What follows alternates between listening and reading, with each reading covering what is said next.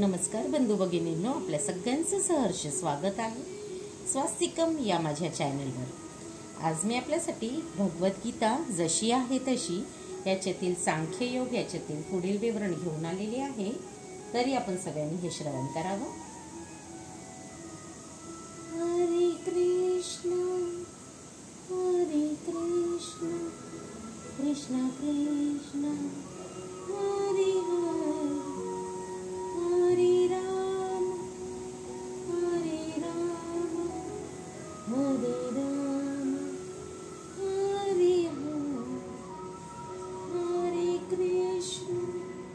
हरे कृष्ण कृष्ण कृष्ण हरे हरे हरे राम राम राम हरे हरे हरे कृष्ण कृष्ण कृष्ण हरे हरे। पुष्पं समर्पयामि।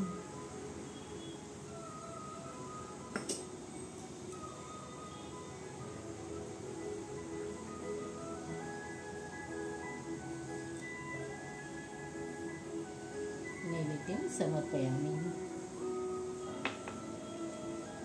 नैवेद्यं समर्पयामि। हरे कृष्ण कृष्ण कृष्ण हरे हरे हरे राम राम राम हरे हरे।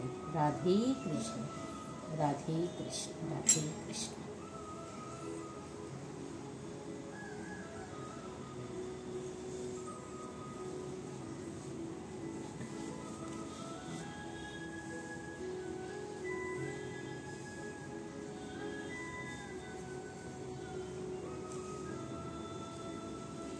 श्री गणेशाय नमः। श्री सरस्वतीभ्यो नमः।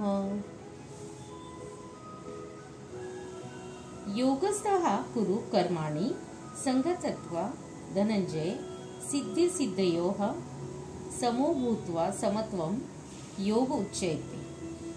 हे अर्जुना, यश आणि अपयशाबद्दलच्या संपूर्ण आसक्तीचा त्याग करून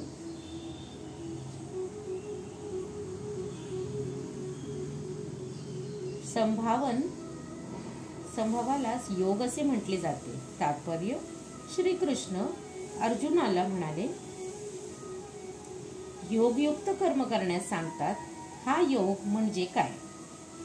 योग म्हणजे सदैव चंचल असणाऱ्या इंद्रियांचे नियंत्रण करून परमतत्वावर मन एकाग्र करणं होय। परमतत्व म्हणजे कोण आहे? परमतत्व म्हणजे श्री भगवान आहेत आणि भगवंत स्वतः अर्जुनाला युद्ध करण्यास सांगत असल्यामुळे अर्जुनाला युद्धाच्या परिणामाशी काहीही कर्तव्य नाही। लाभ अथवा जय हा श्रीकृष्णांचा प्रश्न आहे। श्रीकृष्णाच्या आदेशानुसार अर्जुनाचे कार्य करण्याचा त्याला सल्ला देण्यात आला आहे। श्रीकृष्णाच्या आज्ञेने पालन करणे हाच वास्तविक योग आहे आणि याचेच पालन श्रीकृष्ण भावनामृत पद्धतीमध्ये केले जाते। कृष्ण भावनामृतत्व मनुष्य स्वामित्वाच्या भावनेचा त्याग करू शकतो। मनुष्याने श्रीकृष्णाचा सेवक किंवा श्रीकृष्णाच्या सेवकाचा सेवक बनणे अत्यावश्यक आहे। कृष्ण भावनेमध्ये कर्म करण्याचा हाच एक योग्य मार्ग आहे आणि या मार्गाद्वारेच आपण योगयुक्त कर्म करू शकतो। अर्जुन हा क्षत्रिय आहे म्हणून तो वर्णाश्रम धर्म संस्थेत सहभागी होत आहे। विष्णू पुराणामध्ये सांगण्यात आले आहे की वर्णाश्रम धर्म पद्धतीचा संपूर्ण उद्देश श्री विष्णूंचा संतुष्ट करणे आहे। भौतिक जगातील नियमाप्रमाणे प्रत्येक जण स्वतः तृप्त होण्याचा प्रयत्न करीत असतो, परंतु वास्तविकपणे मनुष्याने स्वतःची संतुष्टी न करता श्रीकृष्णांना संतुष्ट केले पाहिजे। म्हणून जोपर्यंत मनुष्य श्रीकृष्णांना संतुष्ट करीत नाही तोपर्यंत तो वर्णाश्रम धर्माच्या तत्वांचा पालन योग्य रीतीने करू शकत नाही। अप्रत्यक्षपणे श्रीकृष्णांनी सांगितल्याप्रमाणे कार्य करण्याचा सल्ला अर्जुनाला देण्यात आला आहे। दूरेन हवरम कर्म बुद्धि योगात बुद्धो शरणं विंच कृपणाः फलहेतः। हे धनंजया, भक्तिमय सेवेद्वारे सर्व निंद्य अशा कर्मांना दूर सार आणि त्या भावनेमध्येच भगवंतांना शरण जा. जे आपल्या कर्म फलाचा उपभोग घेऊ इच्छितात ते कृपणच आहेत. तात्पर्य: आपण भगवंतांचे नित्य सेवक आहोत. या आपल्या मूळ स्वरूपाला ज्याने वस्तुतः जाणले आहे तो कृष्ण भावना भावित कर्माव्यतिरिक्त इतर सर्व कर्मांचा त्याग करतो. पूर्वीच वर्णन केलेल्याप्रमाणे बुद्धियोग म्हणजे भगवंतांची दिव्य प्रेममयी सेवा होय. अशी भक्तिपूर्ण प्रेममयी सेवा म्हणजे आत्म्याचा कर्म करण्याचा योग्य मार्ग आहे. केवळ कृपण लोकच आपल्या कर्मफलाचा उपभोग घेण्याची इच्छा करतात, पण त्यामुळे ते भवबंधनात अधिकच गुंतत जातात.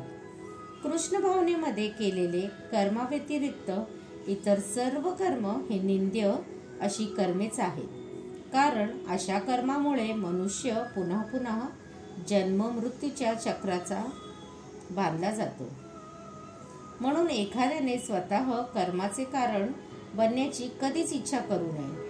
सर्व काही कृष्ण भावनेमध्ये म्हणजे श्रीकृष्णांच्या संतुष्टीसाठी केले पाहिजे.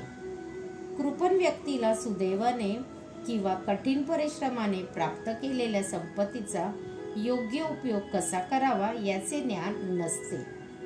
मनुष्याने आपली संपूर्ण शक्ती कृष्ण भावना भक्ती कर्म करण्यात खर्च घातली पाहिजे आणि त्यामुळेच त्याला आपले जीवन यशस्वी करता येईल. कृपण व्यक्तीप्रमाणेच दुर्दैवी लोकही आपल्या मानवी शक्तीचा भगवत सेवेमध्ये उपयोग करीत नाहीत. बुद्धियुक्तो जहातीह उभे सुकृत दुष्कृते तस्माद्योगाय युजस्व योगः कर्मसु कौशल. भक्तिपूर्ण सेवेमध्ये संलग्न झालेले मनुष्य या जन्मात सुद्धा चांगल्या आणि वाईट कर्मापासून मुक्त होतो. म्हणून योगयुक्त होण्याचा प्रयत्न कर, कारण योग हेच सर्व कर्मातील कौशल्य आहे. तात्पर्य: अतिप्राचीन काळापासून प्रत्येक जीवात्म्याने आपल्या चांगल्या आणि वाईट कर्माच्या विविध फलांचा संचय केला आहे. म्हणूनच तो आपल्या मूळ वैधानिक स्वरूप स्थितीपासून सतत अनभिज्ञ राहिला आहे. मनुष्याने अज्ञान भगवद्गीतेतील उपदेशाद्वारे दूर होऊ शकते. भगवद्गीता मनुष्याला सर्व परिस्थितीत भगवान श्रीकृष्णांना शरण जाण्यास आणि जन्मजन्मांतरापासून संचित झालेल्या क्रिया आणि प्रतिक्रियाच्या चक्रात बळी पडण्यापासून वाचविण्यास शिकवते. म्हणून अर्जुनाला कृष्ण भावनेमध्ये कर्म करण्याचा सल्ला देण्यात आला आहे. कारण कृष्ण भावना ही शुद्धीकरण करण्याची प्रक्रिया आहे. कर्मज बुद्धियोक्ता हि फलम यत्यक्त्वा मनीषिणः जन्मबंधन विनिर्मुक्तः पदम गच्छतं नायम. याप्रमाणे भगवंतांच्या भक्तिपूर्ण सेवेमध्ये संलग्न होऊन महान ऋषी मुनी अथवा भक्तगण भौतिक जगातील कर्मफलातून मुक्त होतात. अशा रीतीने ते जन्ममृत्यूच्या चक्रातून मुक्त होतात आणि सर्व दुःखांच्या पलीकडील स्थानांची प्राप्ती करतात. तात्पर्य: भौतिक क्लेश नसलेल्या ठिकाणी मुक्त जीव वास करतात. श्रीमद भागवत सांगते की समाश्रिता ये पदपलोपलम महत्पदम पुण्य यशो मुरारेह भवानुमबुद्धि सवत्पदम परम पदम पदम पदम यद विपदात न तेषाम. जो परमेश्वर व्यक्तसृष्टीचा आश्रय आहे आणि जो मुकुंद म्हणजेच मुक्तिदाता म्हणून प्रसिद्ध आहे, त्या भगवंतांच्या चरण कमल रूपी नावेचा ज्याने आश्रय ग्रहण केला आहे त्याला हा भवसागर वासराच्या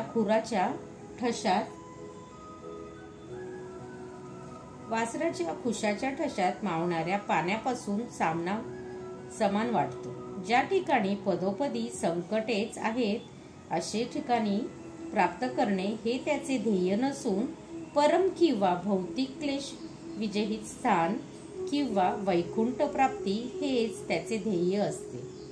अज्ञानवश मनुष्य जाणत नाही की भौतिक जग हे पदोपदी संकटाने भरलेले आहे व अत्यंत क्लेशदायक आहे. केवळ अज्ञानामुळेच अल्पबुद्धी लोक हे सकाम कर्मे करून परिस्थितीशी जमवून घेण्याचा प्रयत्न करतात, कारण त्यांना वाटते की त्यापासून होणारे फलामुळे ते सुखी होतील. विश्वामध्ये कुठेही आणि कोणत्याही प्रकारचे शरीर क्लेशविरहित जीवन देऊ शकत नाही हे त्यांना माहीत नसते. जन्म, मृत्यू, जरा आणि व्याधी ही जीवनाची दुःखे भौतिक जगतात सर्वत्र आढळतात. परंतु भगवंतांचा सनातन सेवक म्हणून जो स्वतःचे स्वरूप जाणतो आणि याप्रमाणे भगवंतांचेही स्वरूपाचे त्याला ज्ञान आहे, तो स्वतःला पुरुषोत्तम श्री भगवंतांच्या दिव्य प्रेममयी सेवेमध्ये संलग्न करतो. यामुळे स्वाभाविकतच तो भौतिक क्लेशदायी जीवन आणि काळ व मृत्यू यांचा यत्किंचित प्रभाव नसणाऱ्या वैकुंठ लोकात प्रवेश करण्यास पात्र बनतो. स्वतःची मूळ स्वरूप स्थिती जाणणे म्हणजेच भगवंतांचे दिव्य स्वरूपही जाणणे होय. जो चुकीने जाणतो की आत्म्याचे आणि भगवंतांचे स्वरूप हे एकच स्तरांवर आहे, तो अंधकारात आहे असे जाणावे आणि यामुळे तो भगवंतांच्या भक्तिपूर्ण सेवेमध्ये संलग्न होऊ शकत नाही. असा मनुष्य स्वतःच भगवंत बनतो आणि या प्रकारे जन्ममृत्यूच्या चक्रात पडण्याचा मार्ग स्वतःच मोकळा करतो. तथापि जो जाणतो की भगवंतांची सेवा करणे आपली स्वरूप स्थिती आहे, तो स्वतःला भगवंतांच्या सेवेमध्ये संलग्न करतो आणि तात्काळ वैकुंठ लोकात प्रवेश करण्यास पात्र होतो. भगवंतांची सेवा म्हणून केलेले कर्म म्हणजेच कर्मयोग किंवा बुद्धियोग होय. किंवा स्पष्ट शब्दात सांगायचे तर हीच भगवत भक्ती होय.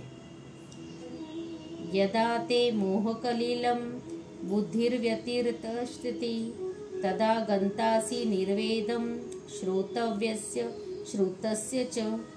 जेव्हा तुझी बुद्धी या मोहरूपी घनदाट अरण्याच्या पार होईल, तेव्हा तू जे सर्व ऐकलेले आहेस आणि जे सर्व ऐकण्याचे आहे त्या सर्वांबद्दल उदासीन होशील.